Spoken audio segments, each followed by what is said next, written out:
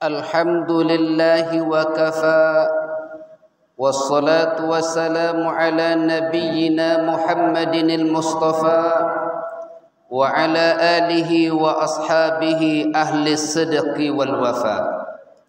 أشهد أن لا إله إلا الله وحده لا شريك له وأشهد أن محمدا عبده ورسوله. اللهم صل وسلم وبارك على هذا النبي الكريم والرسول العظيم. أما بعد، فيا أيها المسلمون رحمكم الله، اتقوا الله حق تقاته ولا تموتن إلا وأنتم مسلمون. Ma'asyiral muslimin yang dirahmati Allah, segala puja dan puji syukur hanyalah milik Allah Subhanahu wa ta'ala. Bersolawat kepada Nabi yang mulia, Nabi Muhammad sallallahu alaihi wasallam. Khatib mengajak kepada kita bersama, marilah kita tetap bertakwa kepada Allah Subhanahu wa ta'ala. Takwa dengan sebenar-benar takwa. Dan kita tidak meninggalkan dunia ini kecuali dalam keadaan beragama Islam. Pada kesempatan ini, khatib mengangkat tema khutbah kita. Ada 3 hal yang dapat menghancurkan kita. Ma'asyiral muslimin yang dirahmati Allah, segala puji milik Allah Subhanahu wa ta'ala, bahwa kita telah sampai melaksanakan Idul Fitri. Kita telah kembali kepada kesucian dan kita sudah merayakan kemenangan. Kita sudah mengalahkan setan dengan segala tipu dayanya. Maka kita rayakan kemenangan dan kita diselamatkan oleh Allah Subhanahu wa ta'ala. Tapi perlu kita ingat bahwa sesungguhnya yang kita hadapi ke depan jauh lebih besar. Karena pada bulan Ramadan iman kita relatif naik. Al-imanu yazid bit-ta'ah. Iman kita naik karena ketaatan kepada Allah.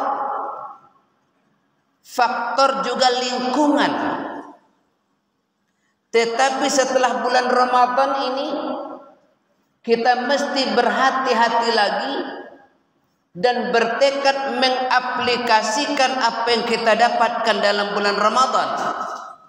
Karena dalam kehidupan kita ini, setan terus memperdaya kita. Dan ada 3 hal, kata Rasulullah Muhammad sallallahu alaihi wasallam, yang dapat menghancurkan kita. Di dalam hadis beliau, Nabi Muhammad sallallahu alaihi wasallam bersabda, "Thalathun mukhliqat." Ada 3 hal yang dapat menghancurkan kita manusia. Yang pertama, kata Rasul, yang dapat menghancurkan kita adalah hawa muttaba. Orang yang selalu mengikuti hawa nafsunya. Bulan Ramadan telah mentarbiyah kita untuk mengendalikan hawa nafsu kita. Puasa yang sudah kita lakukan tidak membunuh nafsu kita, juga tidak menghilangkan nafsu kita, tetapi mengendalikan nafsu kita. Setelah bulan Ramadan, hendaknya kita bisa selalu mengendalikan nafsu kita. Sebab kalau nafsu kita tidak dikendalikan, kata Rasul mengatakan, salah satu yang menghancurkan manusia adalah hawa muttaba. Orang yang mengikuti hawa nafsunya, orang yang tidak mengendalikan hawa nafsunya, tetapi dikendalikan oleh nafsunya. Nafsu memiliki kekuatan. Tapi nafsu juga memiliki kelemahan. Kelemahan nafsu adalah kebodohan. Oleh karena nafsu bodoh, yang kita khawatirkan adalah apabila nafsu bekerja sama dengan setan. Karena setan lemah tapi pintar. Nafsu kuat tapi bodoh. Kelemahan nafsu diisi oleh kekuatan. Kelemahan setan diisi oleh kekuatan nafsu. Tapi kebodohan nafsu diisi oleh kepintaran setan. Maka setiap kita yang sudah melaksanakan ibadah di bulan Ramadan mesti terus bisa mengendalikan nafsu kita agar kita tidak dikendalikan oleh nafsu. Lalu yang kedua, kata Rasul menjelaskan yang bisa menghancurkan kita adalah wasyukhum muta'. Apa itu wasyukhum muta'? Orang tua yang pelit. Orang semakin bertambah umur semakin bakhil. Idealnya orang kalau sudah menyadari umur sudah bertambah tua, artinya semakin dekat kepada ajal. Semakin dekat kepada ajal artinya mendekati pintu kubur. Dengan itu menyadari bahwa yang dibawa ke alam kubur hanya amal soleh. Salah satu amal soleh adalah kedermawanan. Tidak memiliki sifat bakhil dan pelit. Kata Nabi mengatakan berapapun amal ibadah kita kepada Allah, kalau kita bakhil, kata Rasul, al-bakhilu la yadkhulul jannah. Orang yang bakhil tidak akan masuk surga. Karenanya jangan sampai sifat bakhil pada diri kita karena dapat menghancurkan diri kita sendiri. Bagaimanapun orang dalam kehidupan ini pasti tidak suka kepada orang bakhil, termasuk orang bakhil itu sendiri. Kalau kita tanya kepada orang bakhil, orang pelit, apakah dia suka sama orang pelit? Tidak. Walaupun dia tidak suka sama orang pelit, dia sendiri pelit. Dia sendiri bakhil. Maka kalau belajar kita daripada sejarah Nabi Ibrahim alaihissalam, tidak pernah ada tersisa makanan di rumah beliau kecuali belum mengajak orang makan. Begitu juga dengan Nabi Muhammad sallallahu alaihi wasallam. Singkirkan sifat bakhil karena dapat menghancurkan diri kita sendiri. Lalu yang ketiga, kata Rasul menjelaskan bahwa yang dapat menghancurkan kita wa i'jabul mar'i li nafsihi, orang yang suka memuji-muji kehebatan diri sendiri, terkagum-kagum dan kelebihan diri. Sifat seperti ini kalau dipelihara, dia bisa mengecilkan peran orang lain.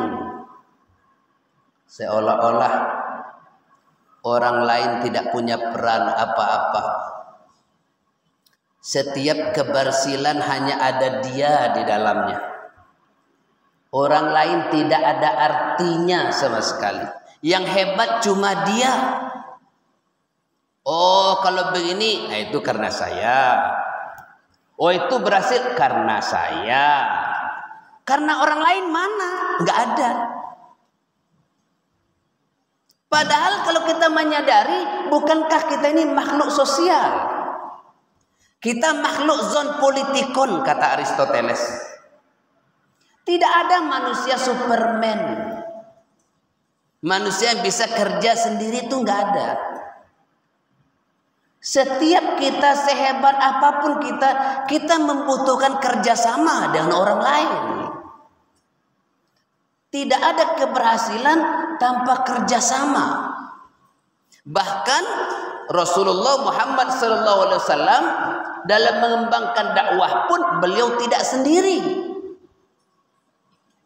membutuhkan kerjasama dengan para sahabat.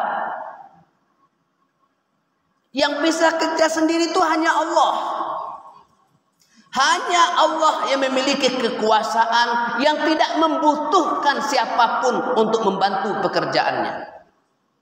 Tetapi sungguh pun demikian, Allah mentarbiyah kita, Allah mendidik kita. Kenapa ada malaikat Jibril ditugaskan menurunkan wahyu? Kenapa ada malaikat menurunkan rezeki dan hujan? Kenapa ada yang mencatat amal? Apakah Allah tidak bisa sendirian? Bisa. Fa'alul lima yurid. Allah berbuat sekehendak hatinya. Tetapi kenapa demikian? Allah ingin mengajarkan kepada kita bahwa sesungguhnya kerjasama membuat sesuatu yang tidak mungkin menjadi mungkin. Karena itu, ketika kita memiliki sifat tiga ini, mengikuti hawa nafsu, makin tua makin bakhil, lalu memuji kehebatan diri sendiri, dapat menghancurkan kita. Agar kita tidak hancur, ketiga sifat ini mesti tidak ada pada diri kita. Barakallahu li wa lakum fil Qur'anil azim wa nafa'ni wa iyyakum bima fihi minal ayati wa dzikril hakim wa taqabbala minni wa minkum tilawatahu innahu huwal ghafurur rahim.